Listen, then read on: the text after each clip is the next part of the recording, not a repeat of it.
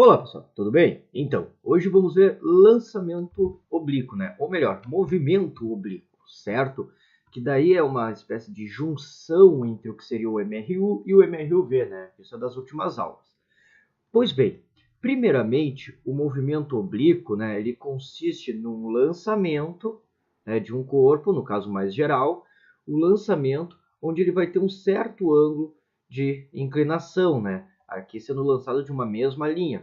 Pode ter também o caso de lançamento horizontal que já veremos, mas para qualquer lançamento, né, onde o corpo ele não vai ter contato com a superfície, né, no momento posterior, nós vamos ter o que? Uma trajetória dita parabólica, certo? Ou seja, né, aqui eu fiz um corpo em uma certa posição e eu refiz esse corpo em posições, em instantes de tempos posteriores, né?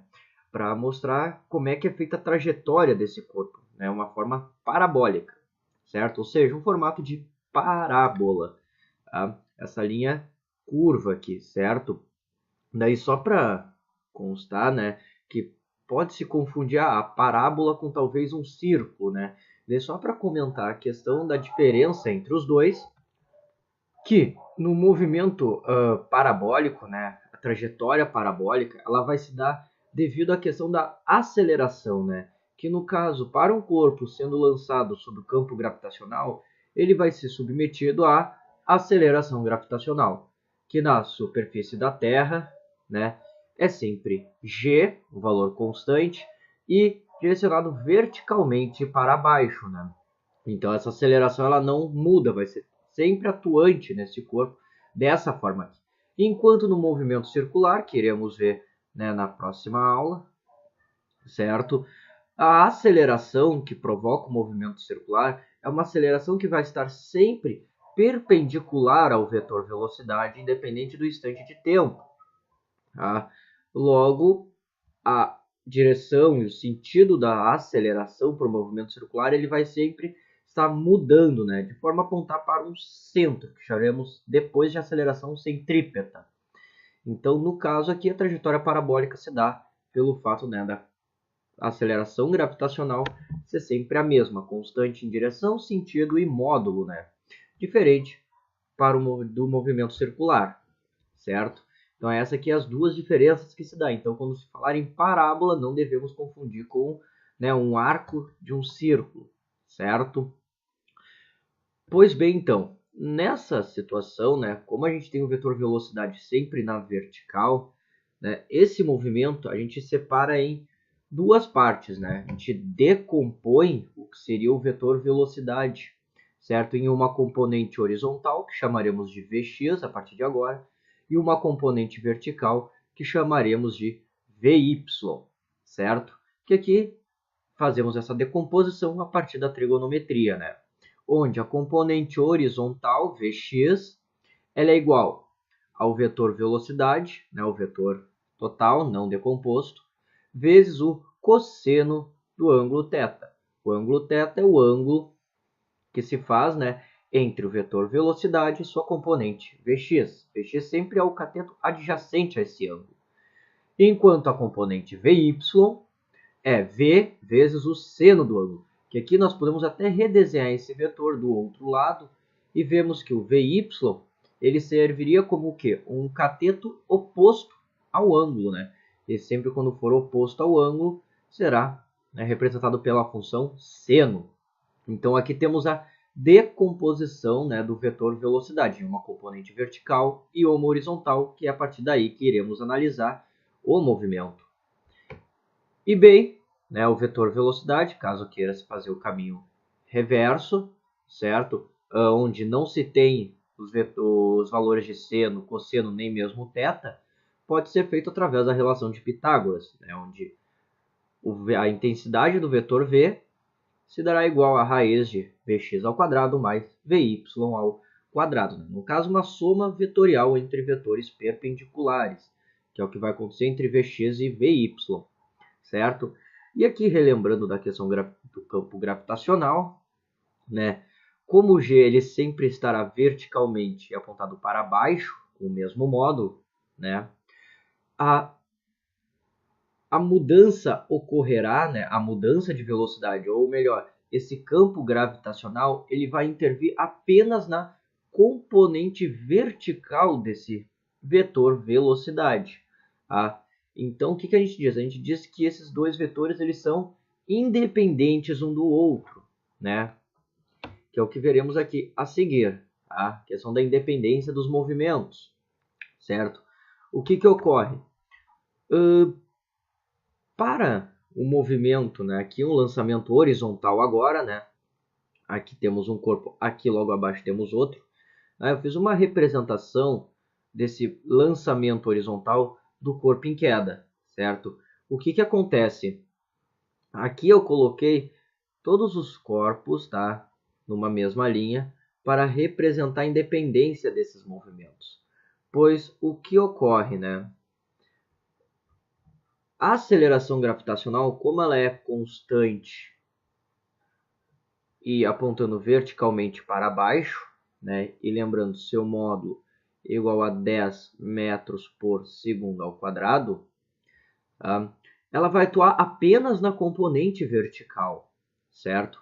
Então, a gente diz que o movimento vertical dessa partícula, desse corpo que está sendo lançado, né, de uma superfície lançado horizontalmente, ele vai obedecer o movimento de mRUV. Tá? Já a componente horizontal, né, o movimento horizontal, por não ter nenhuma aceleração sobre ele, né, a única aceleração se é da gravidade, ela é vertical, né, o módulo da componente horizontal não irá mudar, fazendo com que o movimento horizontal seja um MRU. Então, o que consiste o movimento oblíquo? Né? Numa composição do movimento vertical em MRUV e do movimento horizontal em MRU, ok? Bem, aqui uma outra situação, né? Que agora eu vou simplesmente entre esse e esse, eu simplesmente juntei os vetores no corpo que está realmente fazendo a trajetória, que são apenas projeções, né? Que, bem, vendo por aqui, como estão sempre à mesma altura, né? Independente da trajetória, se eu tiver um lançamento horizontal, o corpo que estiver caindo em linha reta, certo? E o corpo que estiver caindo em movimento oblíquo, lançado horizontalmente, os dois cairão ao mesmo tempo, pois os dois possuirão as mesmas componentes verticais, certo? A única diferença, claro, é que o corpo que foi lançado horizontalmente ainda terá essa componente horizontal, que vai fazer com que o módulo de sua velocidade total, né, claro, seja num ângulo diferente, 90 graus, com relação ao eixo horizontal, né? Certo? Dando certo a uma inclinação ali θ. Pegando essa representação aqui. Então, pela independência dos movimentos horizontal e vertical, né, um corpo que é deixado em queda livre de uma altura e um corpo que é lançado horizontalmente da mesma altura, cairão ao mesmo tempo, né, desprezando forças dissipativas. Tá? Então, isso aqui é um primeiro ponto importante a gente ver, né, essa independência entre esses dois movimentos, certo? Quando eu digo independência entre os vetores velocidade, né? Embora a trajetória, os dois em conjunto acabem fazendo essa trajetória parabólica, certo? Pois bem, partindo daqui, né, temos agora alguns outros casos, certo? Que é nada mais do que uma remodelagem, certo? Uma adaptação das equações do MRU e do MRUV, claro, adaptados aqui para o movimento oblíquo. Que o primeiro ponto é o que a gente viu na aula de MRUV, que é a questão do tempo de voo para um lançamento vertical, certo? Onde o tempo de voo, né, do MRUV, que era nada mais que o tempo de subida e o de descida somados, que, claro, quando lançado de um ponto e esse corpo volta ao mesmo ponto, neste caso a mesma altura vertical, né, o tempo de voo é nada mais do que 2v sobre g. Adaptando para o movimento oblíquo, né, como temos movimento vertical aqui, junto com o horizontal, peguemos apenas a componente vertical, ou seja, VY, né, onde o VY é o que mesmo? V vezes o seno desse ângulo θ aqui, né? Isso relembrando, né, que a questão do tempo de subida e de descida são iguais, pois a única coisa que muda nas equações é o sentido da velocidade, ou seja, o sinal. Então acaba acontecendo sempre da mesma forma, certo? E é esse movimento que a gente vai visualizar quando for analisar o tempo de voo. Aqui não desprezamos a componente horizontal, né? Pensamos apenas no movimento vertical, que é o que vai acontecer. Como a aceleração gravitacional atua verticalmente para baixo, o vetor Vy, veja, ele vai diminuindo até que chega no ponto mais alto, eu já vou falar sobre isso, quando sua velocidade vertical é zero, e logo após, o vetor velocidade volta a aumentar em módulo, porém no sentido oposto, certo? E veja que a componente horizontal se mantém aqui sempre constante, ou seja, sem alterar o seu valor, né? Que é o estabelecido, então, um movimento retilíneo uniforme, né? O MRU, ou seja, um movimento horizontal constante, enquanto vertical que varia. Tá? Isso é questão da tempo de voo. Então, aqui agora, vendo a questão da altura máxima, certo? Que é o ponto máximo onde essa partícula vai poder atingir. Bem, para esse caso, né, os casos que a gente está vendo é quando o corpo, o ponto inicial e final, né, a posição vertical dele é a mesma, certo? Aqui é um ponto vertical y igual a zero, por exemplo. Tá? Bem, no ponto mais alto é quando sua velocidade vertical, a componente vertical de sua velocidade, ela é nula, ela é zero, tendo apenas quem? A componente horizontal, né? E nesse caso, a altura máxima, né, adaptado do MRUV, temos a equação gt ao quadrado sobre 2. Só que aqui não utilizamos, né, a grandeza tempo, né? Usaremos no seu lugar, né, a partir da ideia do tempo de subida, que é Vy sobre g, né? Relembrando, o tempo de voo é 2Vy sobre g, que é o tempo de subida mais o de descida. Como eu só quero o de subida, então, né, pego a metade. Logo, aquele 2 é descartado, fica só Vy sobre g, certo? E bem, substituindo Vy sobre g no lugar de t quadrado, temos essa equação para a altura máxima, né? Ou seja, Vy ao quadrado divididos por 2g, a altura máxima que a partícula atinge, que é quando Vy é igual a zero, né? Depois pode ter outros casos gerais, onde tem-se aqui já uma altura de referência, tem que fazer uma soma, que daí depois a gente vai ver as equações gerais ali para qualquer tipo de movimento. Tá? Mas aqui já são algumas equações prontas, né, para casos particulares, certo? Bem, visto aqui então a questão da altura máxima, que vale lembrar, a altura máxima é atingida quando a componente horizontal é zero, ou seja, a partícula não deixa de ter movimento, apenas a componente vertical, né, corrigindo o que eu acabei de falar, falei horizontal sem querer, apenas a componente vertical que vai ser nula, a horizontal sempre vai se manter. Agora, com relação ao movimento horizontal, temos a ideia do alcance, ou x máximo, como vamos chamar, certo? Bem, aqui tem uma modelagem um pouco maior, né? Mas pensando na ideia, a partícula ela vai ter seu alcance máximo depois que ela subir e descer novamente, ou seja, voltar àquela posição inicial em que ela estava, certo? Então aqui usaremos a ideia do tempo de voo. E como estou querendo saber do alcance ou a distância horizontal, certo? Máxima atingida até se chocar com o solo novamente, vamos usar a componente horizontal, ou seja, Vx. E como temos um MRU, né? Do MRU, o que nós temos? Que a distância é velocidade vezes tempo. Aqui então o alcance máximo, né? A distância máxima, ou x máximo, será a velocidade horizontal vezes o tempo. A mesma equação, só que daí remodelada ali só para a gente saber algumas questões, né?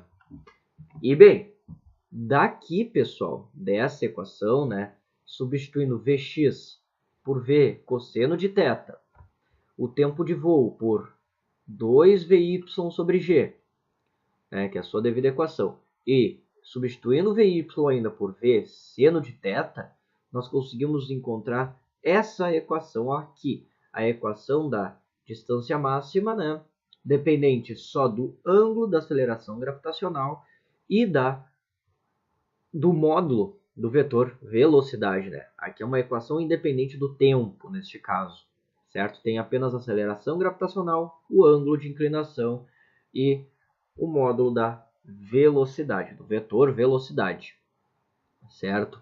Que aqui entra a questão, ó, de um 2θ, ali como argumento do meu seno, certo?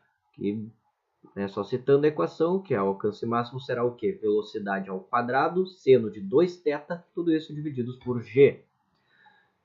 Bem, essa questão dos 2θ, ele entra numa situação entre o alcance, considerando o ângulo de inclinação, né? Onde seria o melhor ângulo de inclinação? Ou qual seria o melhor ângulo de inclinação onde eu teria o alcance máximo maior, né? Bem, o alcance máximo é dado por essa equação, v² vezes seno de 2θ divididos por g. Esse 2θ acaba entrando, né, num caso onde ângulos complementares, né, que seriam ângulos complementares? Que quando somados dão 90 graus. Que lançamentos com o mesmo vetor velocidade, né, cada um com ângulo θ1 e θ2, onde esses ângulos são complementares, o alcance será o mesmo, né? Então, o alcance máximo para, por exemplo, 30 graus é igual ao de 60 graus, pois eles são complementares. 30 mais 60 igual a 90, certo? Então, bem, a questão é que, se tu fazer um lançamento com um ângulo muito grande, não terás um alcance tão grande assim, pois o seu ângulo complementar, né, se for, por exemplo, 89 graus, é a mesma coisa que o lançamento feito a 1 grau, ou seja, quase que na horizontal, um alcance quase zero.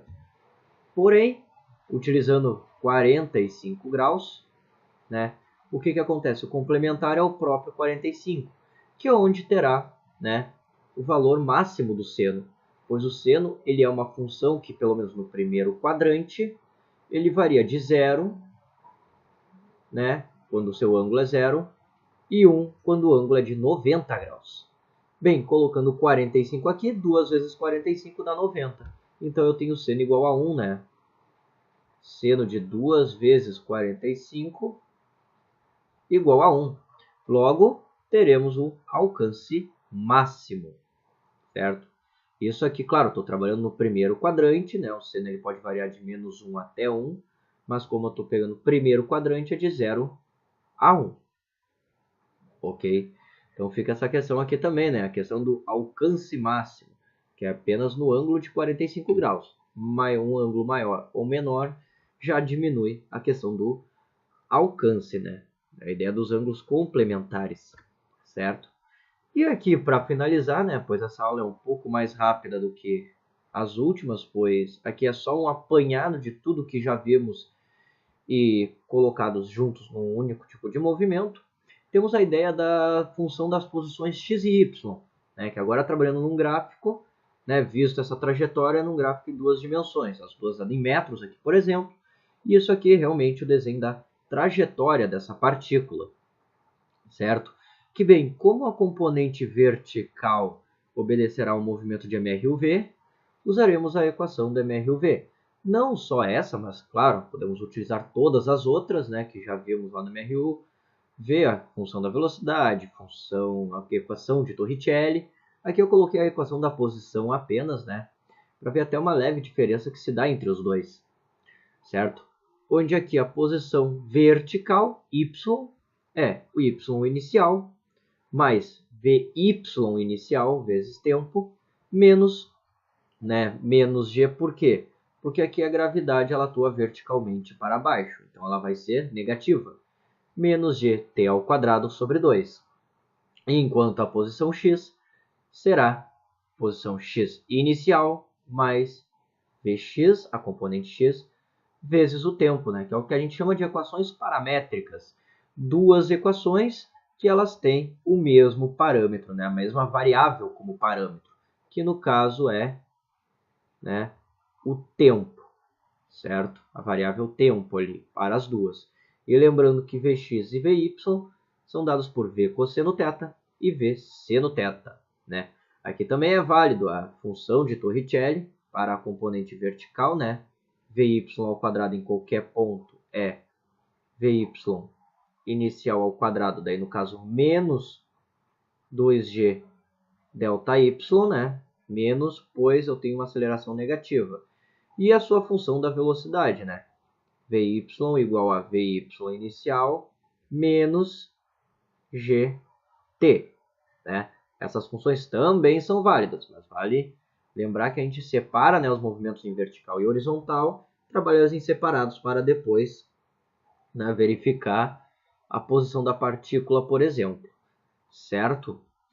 E bem, aqui então só um leve resumo para terminar a aula, né, como diz, uma aula mais rápida, onde temos a questão da trajetória parabólica, por termos sempre o vetor g na vertical, a decomposição do vetor velocidade em suas componentes horizontal e vertical, dadas pelas equações, a questão da altura máxima, do alcance máximo, né, em sua forma mais simples, e o alcance máximo em sua forma angular, vamos dizer assim.